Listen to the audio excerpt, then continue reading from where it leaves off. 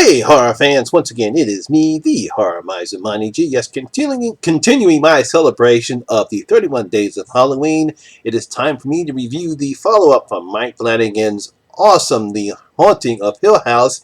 It is The Haunting of Bly House. Yes! Now, The Haunting of Bly House is a 2020 supernatural horror drama TV series. It was created by Mike Flanagan. It is based on the 1989 novella The Turning of the Screw by Henry James. Now, this cast is familiar from the cast that played in The Haunting of Hill House. We have Victoria Pederi, I'll get this name right, Oliver Jackson Cohen, Amelia Eve, Tiana Miller, Tarina Sharif, I know I screwed that name up, Amelia B. Smith, Benjamin Evan Ainsworth, and of course Henry James. Now, in this particular version, after an au-pair's tragic death, Henry hires a young American nanny to care for his orphan niece and nephew who reside at Bly Manor with the chef Owen, groundskeeper Jamie, and the housekeeper Mrs. Hannah Bruce. Now, basically what I'll be doing is this will be a spoiler-free review. I'll basically talk about what I liked about the show, what I didn't like about the show, what I liked about the characters, how Mike decided to take this novel, Henry James novel, and put it in his own spin on it. He basically sticks with the basic plot, and I'll talk about that, but this will be a spoiler-free review. Now, after the success director Mike Flanagan had with The Haunting of Hill House, he and his writing team decided the next project for Netflix's The Haunting series would be Henry James' novel of The Turning of the Screw. Now, we all had an earlier version of the novel, the supernatural horror film The Turning, which turned out to be one of the worst horror movies of the year, despite a good performances by child actress Brooklyn Price as Flora. If I remember correctly, that was the only good thing, or one of the few good things about The Turning. Let's not talk about that goddamn crazy-ass ending. So, can Mike Flanagan and his team make a better version of Henry James' story? Well, the answer to that one is a very strong yes. He did, and then some. I really did enjoy the storyline, the characters, how the series was shot. There's only one little flaw that I didn't like about the series, but I really did love what Mike Flanagan did with Henry James's novel. Now, using the same premise, London barrister Henry Wingrave hired young American teacher Danny Clayton to be a live-in au pair for his niece and nephew, Flora and Miles Wingrave. Now, things have not gone well for the children as their last au pair, Rebecca Jessel, had supposedly killed herself, and then their parents died over a year ago. We learned that throughout, I think, most of episode 1 and some of the later episodes, we learned what happened to Rebecca and their parents. Now, when Danny arrives at Bly Manor, a huge and beautiful mansion in Essex, we're introduced to housekeeper Hannah Bruce, Chef Owen Shaw, who drove her there to the mansion, and groundskeeper Jamie. Yes, we get introduced to all the characters in this particular series, which is sort of different than what we saw in The Turning, where the movie just focuses on the au pair and the children. Now, during the first episode, you can tell that Danny is running away from something or something as she keeps seeing a yellow-eyed specter, which she has panic attacks. We see that right during the opening scenes.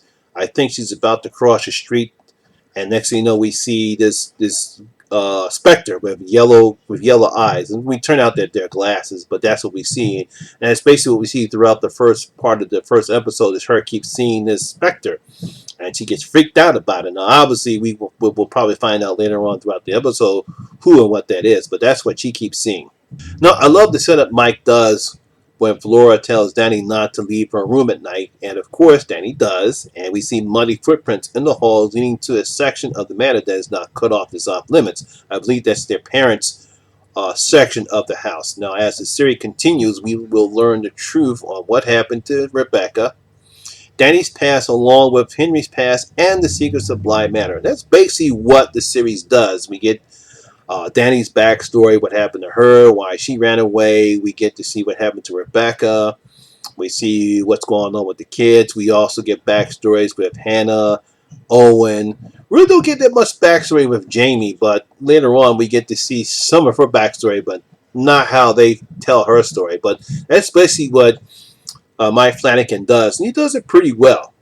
Now, one of the things I like what Flanagan did, and one of the things I like what Flanagan and his writing team has done is the type of atmosphere he created here. Now, this is not your typical haunted house show or horror movies where the house is creepy looking, is old, is worn out. It's like it's its own character. The whole house just looks spooky and you just dread, has a bunch of dread when you look into it. No, this is not what Flanagan does here. That's because Bly Manor looks elegant. It's well kept. It's marvelous, both the inside and the outside. It's very gorgeous looking. You really have to give the cinematography credit to how they filmed the outside and the inside of Bly Manor. It doesn't look like it's a haunted house whatsoever. You would never suspect it is haunted. It is, but it just looks so peaceful and relaxed, and you can really spend your whole time there. I also like how Flanagan tells his story in unique style, having veteran actress Carla Gugino as a narrator during her rehearsal dinner for a couple that's about to be married. There's some play on that. There's a reason why they did that, but I'll talk about that later on. Now, what they do is we have flashbacks not only with the main story involving Danny, but also with the past, including Rebecca's time at the manor and her relationship with the mysterious Peter Quint. Yes, you're going to love this guy.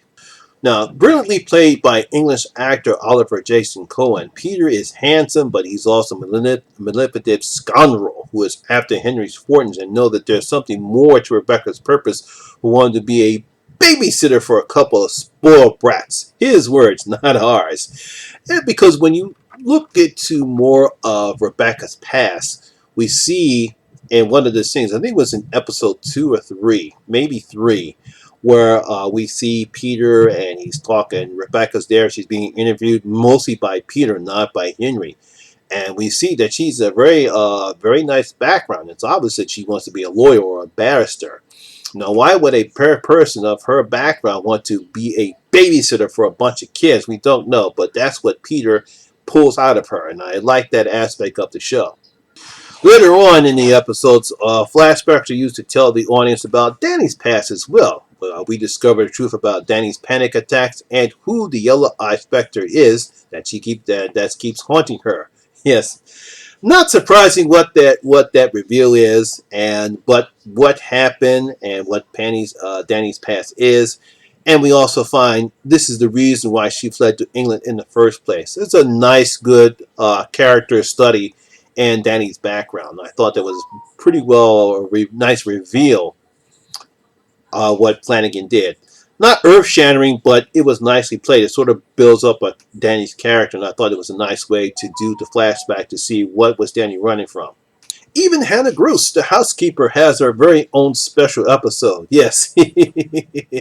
Now, she's not flawed like some of the other characters in this episode, but in this particular episode, she time jumps from different events that occurred in the manor. We get from one time jump to another time jump to another time jump. It's like, what's going on? Why she keeps time jumping? She too has her own secret, and it's a big one too. And we learn why she is the only one that keeps seeing cracks in the wall.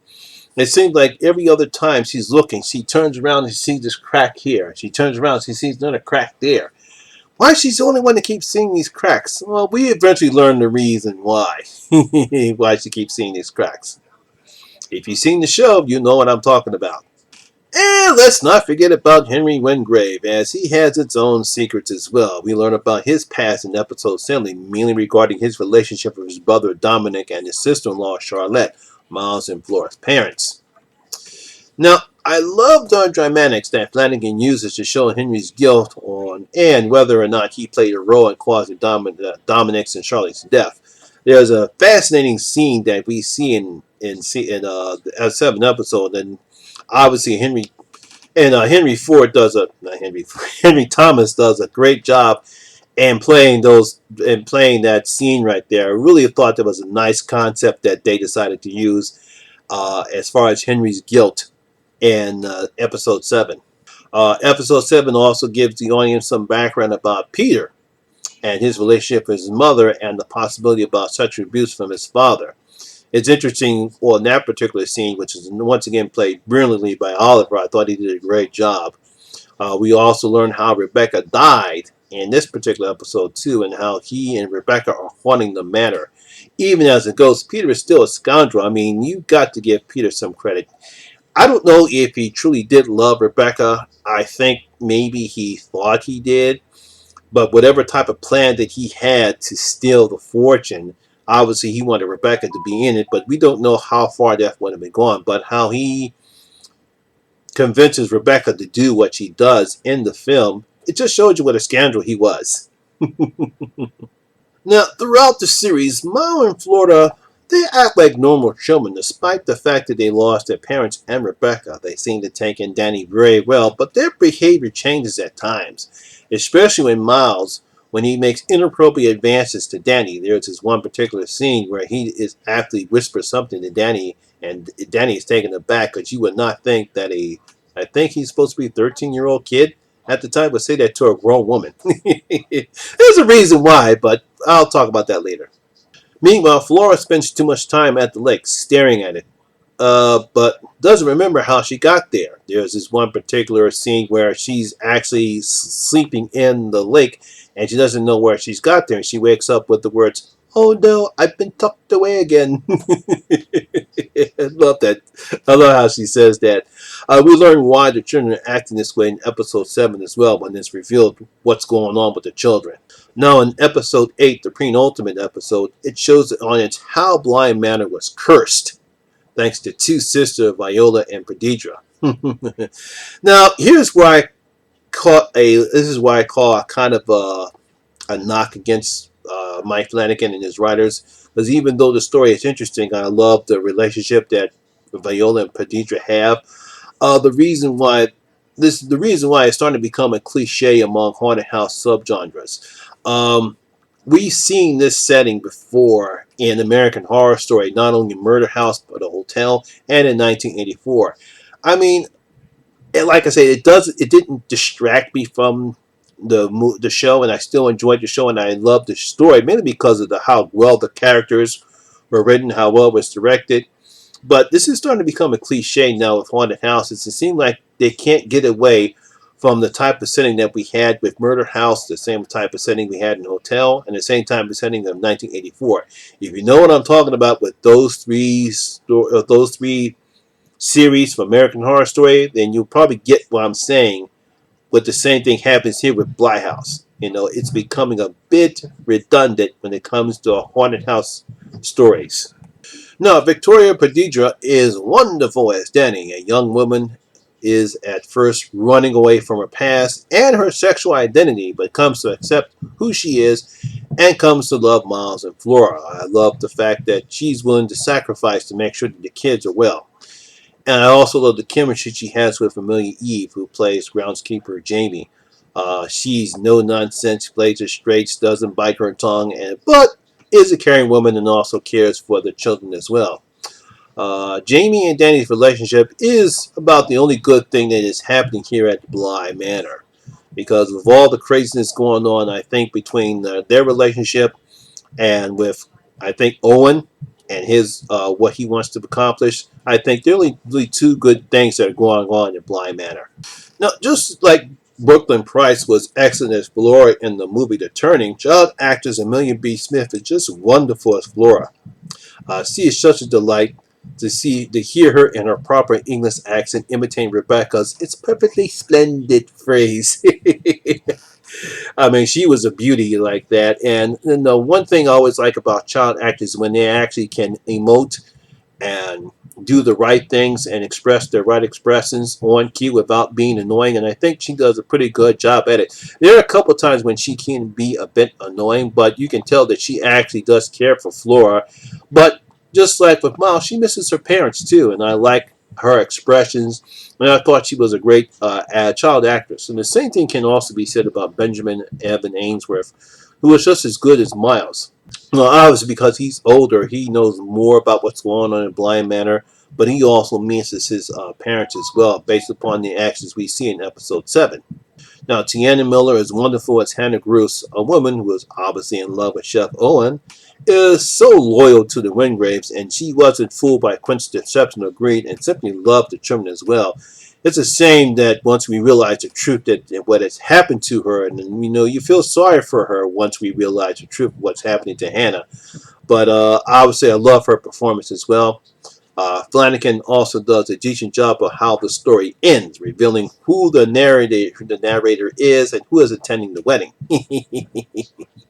Now, while most people would hope to see a nice and happy ending, I'm not surprised on the ending that we got. It's kind of a fitting end, and the sacrifices that were made make sense. It's a nice close out way to finally put an end to the craziness that was going on in Bly Manor, even though it's not the happy ending everyone thought that most of these characters deserved.